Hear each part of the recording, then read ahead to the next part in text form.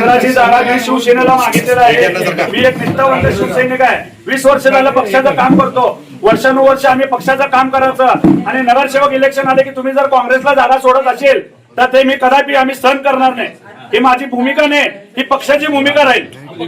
हा अपक्ष पॅनल उतरून नये, काँग्रेसला पूर्ण चितपट करून उद्ध्वस्त करून टाकू पूर्ण काँग्रेस. प्रभाग 15 मध्ये 15ची जागा मी शिवसेनेला मागितलेला आहे. मी एक निष्ठावंत शिवसैनिक आहे. 20 वर्ष झालं पक्षाचं काम करतो. वर्षानुवर्ष आम्ही पक्षाचं काम करायचं आणि नगरसेवक इलेक्शन आले की तुम्ही जर काँग्रेसला जागा सोडत असेल तर ते मी कदापि आम्ही सहन करणार नाही. ही माझी भूमिका नाही, ही पक्षाची भूमिका राहील. हा अपक्ष पॅनल उतरून नये, काँग्रेसला पूर्ण चितपट करून उद्ध्वस्त करून टाकू पूर्ण काँग्रेस. प्रभाग 15 मध्ये आम्ही वर्षानुवर्ष 20 वर्ष झाले आम्ही काम करतो. आम्ही काय आमदारकी लढवायची का खासदारकी लढवायची तुम्हीच सांगा.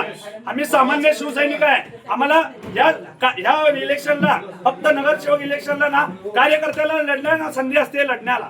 मी तुम्ही आमदार खासदार तुमचं नाव सांगा. मी निष्ठावंत शिवसैनिक योगेश दशरथ अप्पा सलगर प्रभाग 15 मधून इच्छुक म्हणून मी अर्ज भरलेला आहे. माझी मुलाखत झाली आहे, सगळं झालंय.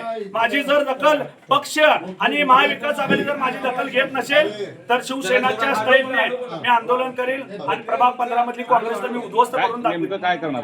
हा नेमकं काय करणार? काँग्रेसच्या विरोधात महाविकास आघाडीच्या विरोधात मी प्रचार करणार. शिवसेना जिंदाबाद.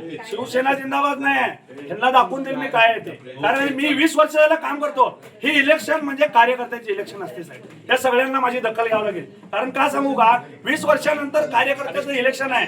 इथं जर बाहेरनं आलेल्यांना आणि इकडून तिकडून ज्या पक्षांना घेतलेल्या कार्यकर्त्यांना जर संधी तुम्ही देत असेल, थांबा साहेब, माझ्या भावना व्यक्त करतो ना, माझ्या भावना व्यक्त करतो. आमची मागणी आहे शिवसेना निष्ठावंताला न्याय मिळाला पाहिजे.